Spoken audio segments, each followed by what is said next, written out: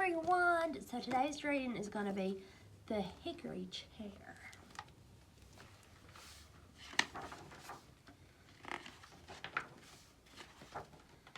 Sundays when I was small, that gran of mine was good at hiding.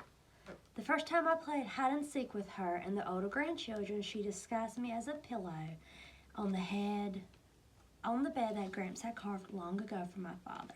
No one found me. When I was the seeker, I could almost sniff everyone out, even Gran, the time she stood inside her robe behind the bathroom door. She always had a good alive smell of lilacs with a whiff of bleach. I loved Gran's smell and her warm face when we played Touch Your Nose at the Golden Arrow, and her salty kisses when we sat on Gramps' old army trunk in the attic and listened to the wind sing on the roof. Most of all, I loved her molasses voice as she read to me out loud. "You're my favorite youngest grandchild, Louis, and this is my favorite chair," she'd tell me. Gramps carved it from a hickory that once grew in this very spot. She clapped her hands together, lilac and bleach danced around. Every time I sit in this chair, I lean back, shut my eyes, and see that old hickory tickling the belly of the sun. "Me too," I said, and I really did see it, even though I was born blind. "You got blind sight," said Gran, and she tickled my nose. So the Sundays went until one day at school I left my father's shadow cold on my cheek. He told me Gran had died. At the funeral, I touched her hand to say goodbye. It was cold and smelled too much of lilacs and not enough bleach. Afterwards, the family went to Gran's house to hear her will. Around her rocker, it was hard to breathe. I sat on my father's lap. When every eye had been cried dry, Uncle Lofton blew his nose one last time and said, "Remember how Gran used to surprise us with notes hidden under pillows, between book pages and pockets, and anywhere else she could contrive?" My father laughed. Once she sneaked into Gramps' workplace and left him a love note in the wrong lunchbox. "Remember," I began, "when I was a baby and Gran was rocking me to sleep in her favorite chair. But when she stood up to take me to the crib, the chair came with me. My mother picked up on the story. You poked this hole right here," her fingernail scratched the wood, "and made a ball of batting in your little fist." "Well," sighed Aunt Cindy May, "let's see what's to become of that chair now." Her purse clicked open, and I knew what it was because leather and peppermint smell jumped right out. Paper crackled like hickory limbs in the wind, and Aunt Candy May commenced to read Gran's will. It didn't take long. "To each of my favorite people, I leave a note hidden in one of my favorite things. Keep those things. Sell whatever's left and split the money between Cindy Lou, Lofton, and Louis Sr." "That rascal Gran," my father said fondly. Smell swirled with excitement as we all dashed off to search Gran's favorite things. As the others peered into nooks and crannies, I left the mirror slowly, inch by inch, until I pinched a bud of paper under a gold leaf. Hoping it was my note, I rushed to Aunt Cindy May. She read, "For my favorite middleest grandchild," that was Cousin Lucille.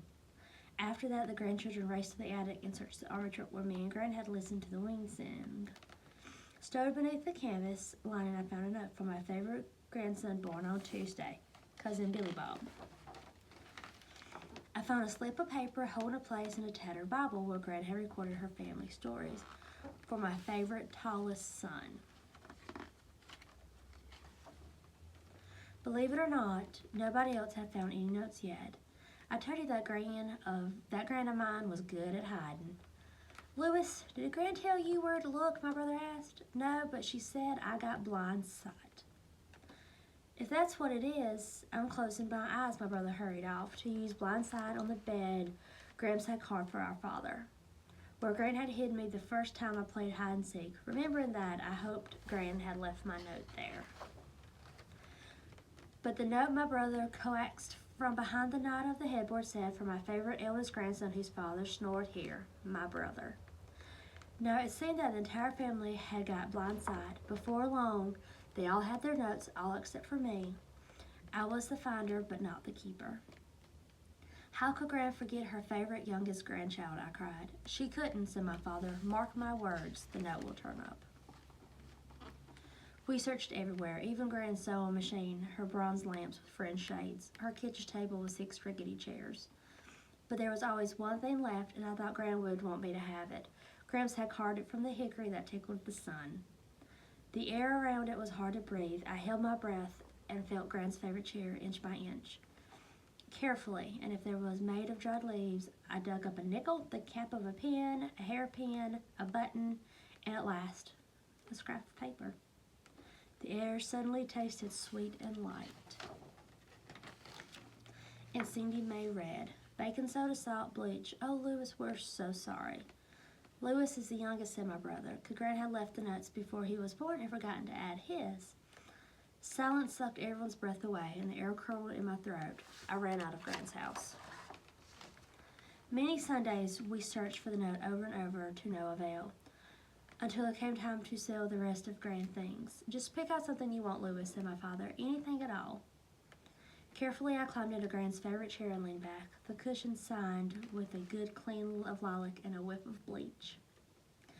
Gran's shape was rocked into the seat. As I jiggled to fit, I heard her molasses voice pour out, "You're my favorite youngest grandchild, Louis." The lost note no longer mattered in that chair. I was in Gran's life again. Now I am as old as Gran when she hid her messages. Not so long ago, when I thought my favorite youngest grandchild was asleep, she poked her hand in the hole right here and made a ball bettling her little fist. When I unfolded her fingers, I found a wad of paper. And I swear it smelled of lilacs and a whiff of bleach for my favorite youngest grandchild with blind sight.